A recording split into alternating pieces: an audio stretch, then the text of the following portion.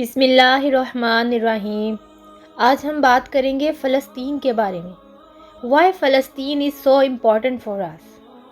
یہ وہ سرزمین ہے جسے پیغمبروں کی سرزمین کہا جاتا ہے، کیونکہ حضرت عیسیٰ علیہ السلام، حضرت داؤد علیہ السلام، حضرت سلیمان علیہ السلام یہاں پر پیدا ہوئے اور پلے بڑھے۔ اسی کے ساتھ حضرت ابراہیم علیہ السلام اور حضرت لوط علیہ السلام بھی یہاں پر ہجرت کر کے آئے، اور حضرت موسیٰ علیہ السلام، حضرت یعقوب علیہ السلام، حضرت یوسف علیہ السلام، حضرت اسحاق علیہ السلام اور حضرت ابراہیم علیہ السلام یہاں پر مدفن ہیں۔ اس سرزمین کو ہولی سرزمین کہا جاتا ہے۔ یروشلم کی مٹی میں صحابہ کا خون شامل ہے۔ A large number of companions of رسول اللہ صلی اللہ علیہ وآلہ وسلم died here۔ وہ یہاں پر شہید ہوئے۔ Who helped to save, preserve and care of this land۔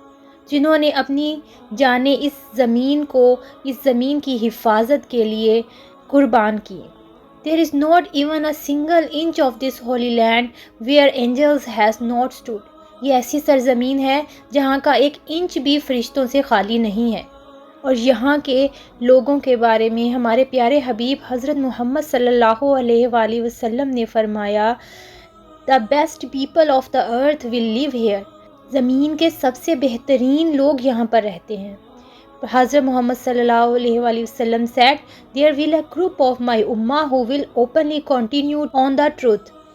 کہ یہاں پر میری امت میں سے ایک ایسا گروہ رہتا ہوگا جو ہمیشہ سچ بولے گا، جس کے مخالفین اس کو کبھی نقصان نہیں پہنچا سکیں گے حتیٰ کہ قیامت آئے گی۔ He informed that these people will not be able to harm them until قیامہ۔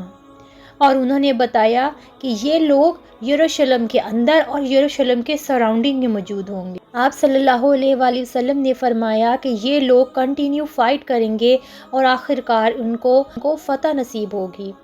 معراج کی رات آپ صلی اللہ علیہ وآلہ وسلم کو مسجد نبوی سے مسجد الاقصیٰ لایا گیا اور آپ براق پر بیٹھ کر معراج پر تشریف لے گئے۔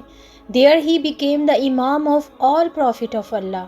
They all prayed behind حضرت محمد صلی اللہ علیہ وآلہ وسلم۔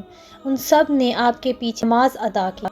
Since Prophet Muhammad صلی اللہ علیہ وآلہ وسلم was the last and final imam of this masjid۔ تو آپ صلی اللہ علیہ وآلہ وسلم پہلے اور آخری امام ہیں اس مسجد کے، اور it belongs to his ummah now، اور یہ ان کی امت سے ہی تعلق رکھتی ہے۔ So Muslims are the rightful owners of مسجد الاقصیٰ۔ تو مسلمانوں کا ہی حق ہے کہ وہ مسجد اقصیٰ پائیں۔